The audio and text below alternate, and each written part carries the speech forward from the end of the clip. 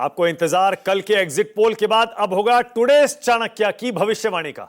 News 24 today's Chanakya की जोड़ी आपको पता ही है, बहुत पुरानी है और बहुत विश्वसनीय भी है। कुछ बार गलत भी होती है, लेकिन बहुत ऐसे बड़े बड़े मौकों पर हमने इतने सटीक भविष्यवाणी की है कि टुडेस चाणक्य के सर्वे का, एनालिसिस का अब सबको इंतजार रहता है।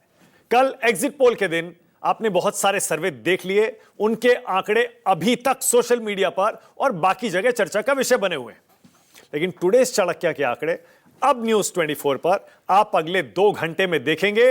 न्यूज 24 टुडेस चाणक्य का एनालिसिस लेकर आ रहा है बंगाल का, तमिलनाडु का, केरल का और असम का। जाहिर है पुदुचेरी के भी आंकड़े आपकी टीवी स्क्रीन पर आएंगे। यहां देखिए मेरे ऊपर और दोनों तरफ तमिलनाडु, असम, यहां ऊपर बंगाल। कल से आपने 5, 6, 7, 10 एजेंसियों के इन 5 राज्यों के सर्वे देख लिए, लेकिन अब टुडेस चाणक्य के आंकड़े न्यूज 24 पर आपको दिखाई देंगे। अगले 2 घंटे में सारे आंकड़े साफ हो जाएंगे, तो कहीं मत जाइएगा। इंतजार आपको रहता है, हमें पता है टुडेस चाणक्य के एनालिसिस का, उसकी भविष्यवाणी का।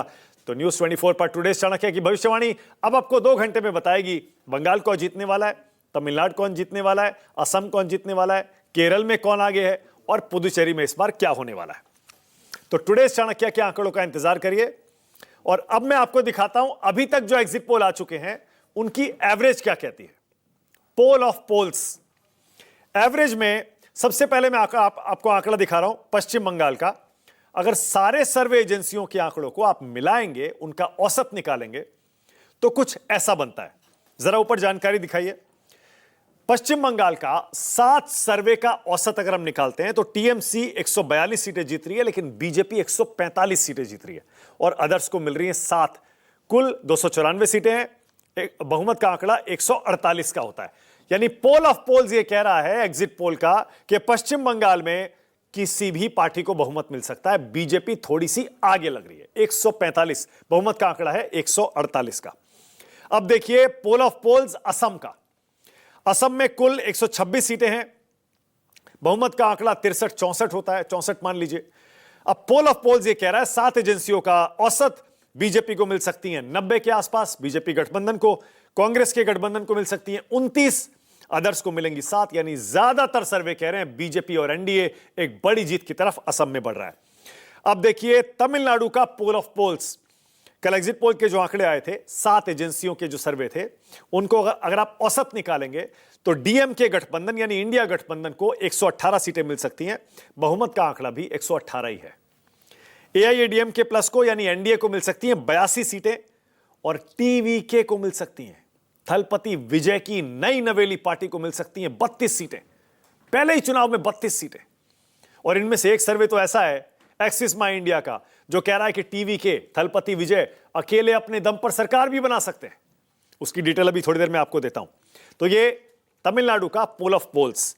अब आइए 7 एजेंसियों का औसत केरलम के बारे में क्या कहता है एग्जिट पोल का। एलडीएफ यानी लेफ्ट पार्टियों के गठबंधन को मिल सकती हैं 61 सीटें, बहुमत है 71 का।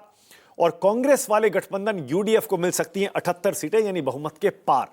कांग्रेस के गठबंधन के लिए केरलम से खुशखबरी आती हुई दिख रही है एग्जिट पोल्स के मुताबिक। एवरेज के मुताबिक अदर्स को मिल सकते हैं 3 सीटें। कुल 140 सीटें केरलम में और बहुमत का आंकड़ा 71। अब आइए पुदुचेरी। पुदुचेरी में 7 एजेंसियों के सर्वे का औसत कहता है कि वहां पर एनडीए सरकार की वापसी हो सकती है और 30 में से 20 सीटें एनडीए को मिल सकती हैं। कांग्रेस और उसके गठबंधन को 8 सीटें मिल सकती हैं। और वहां पर जाहिर है रंगासामी है सीएम साहब, हो सकता है उनको दोबारा से सीएम बनने का मौका भी मिल जाए। अब कल जो एग्जिट पोल आए उनकी कुछ बड़ी बातें आपको बता देता हूं।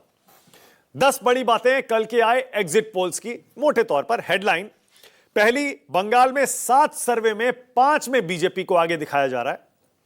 दूसरा, 7 में से सिर्फ 2 सर्वे में टीएमसी को आगे दिखाया जा रहा है। और तीसरा, अगर सारे सर्वेस को आप देखेंगे उसमें कांग्रेस को औसतन सिर्फ 6 सीटें मिल रही हैं। असम का अगर आप देखेंगे, बड़ी बात यह है कि वहां बीजेपी को ज्यादातर सर्वे कह रहे हैं 90 के पार सीटें आएंगी एनडीए को। केरलम में सारे सर्वे जो कह रहे हैं वो ये कह रहे हैं कि यूडीएफ को एलडीएफ से ज्यादा सीटें मिलेंगी और यूडीएफ सरकार बनाने के नजदीक ही रहेगी। ये एक बड़ी बात एग्जिट पोल से निकली है। फिर तमिलनाडु के बारे में जो एग्जिट पोल आए हैं उनकी बड़ी बात यह है कि डीएमके सरकार की संभावना ज्यादातर सर्वे दिखा रहे हैं। और तमिलनाडु में विजय की टीवीके को 32 सीटें एवरेज मिल सकती हैं औसतन। ये सारे सर्वेज में से बड़ी बात निकली है। और जैसा मैंने पहले बताया, एक्सिस माई इंडिया का पोल तो ये कह रहा है तमिलनाडु में थलपति विजय की टीवीके सरकार भी बना सकती है और पुदुचेरी में एक बार फिर से AINRC और बीजेपी की सरकार बनती हुई दिखाई दे रही है। अब एग्जिट पोल, ओपिनियन पोल, आप इनका इतिहास जानते ही हैं, खट्टा मीठा है। हमारा एक्सपीरियंस, हमारा अनुभव भी एक पत्रकार होने के नाते भी, विश्लेषक होने के नाते भी खट्टा मीठा ही है। कई बार बहुत सटीक बैठते हैं, कई बार एकदम गलत हो जाते हैं, औंधे मुंह गिर जाते हैं। अब मैं बंगाल पर फोकस कर रहा हूं और आपको 2021 के एग्जिट पोल के नतीजे और एक्चुअल पोल के नतीजे दिखाता हूं। आपको भी अंदाजा हो जाएगा पिछली बार कितने गलत कितने सही। बंगाल में एग्जिट पोल बोल रहा था टीएमसी को 160 मिलेंगी, मिली 215। AIADM बीजेपी को मिलेंगी 129, मिली 77।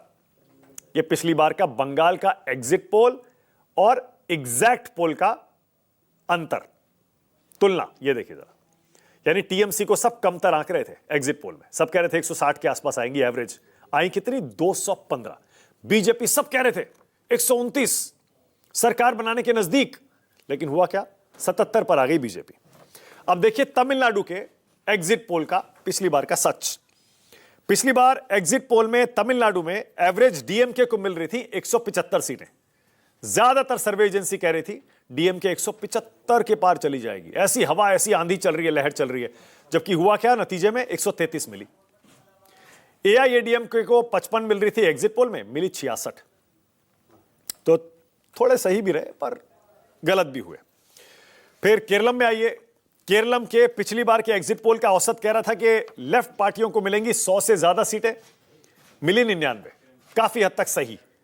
और कांग्रेस के यूडीएफ को एग्जिट पोल कह रहे थे मिलेंगी 35, मिली 41, लगभग सही हो गए थे केरलम में पिछली बार एग्जिट पोल। असम का सच देखिए, असम में भी काफी हद तक एग्जिट पोल पिछली बार सही हुए थे। असम के पिछली बार के एग्जिट पोल का एवरेज बीजेपी को दे रहा था 76, मिली कितनी 75। कांग्रेस प्लस को दे रहा था 49, मिली कितनी एग्जैक्ट 49। तो कहने का मतलब एग्जिट पोल सही भी होते हैं, गलत भी होते हैं।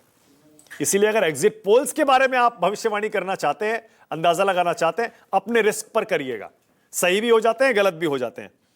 अब एक्सिस माई इंडिया के प्रदीप गुप्ता थोड़ी देर बाद मेरे साथ जुड़ेंगे। अक्सर सोशल मीडिया पर वायरल रहते हैं, अलग अलग टीवी चैनल्स पर बैठते हैं। उनकी एजेंसी एक्सिस माई इंडिया ने इस बार 4 स्टेट्स के सर्वे तो दिए, 4 स्टेट्स के, ये ऊपर आप देख सकते हैं। लेकिन बंगाल का सर्वे उन्होंने किया था, उसके नतीजे नहीं जारी किए।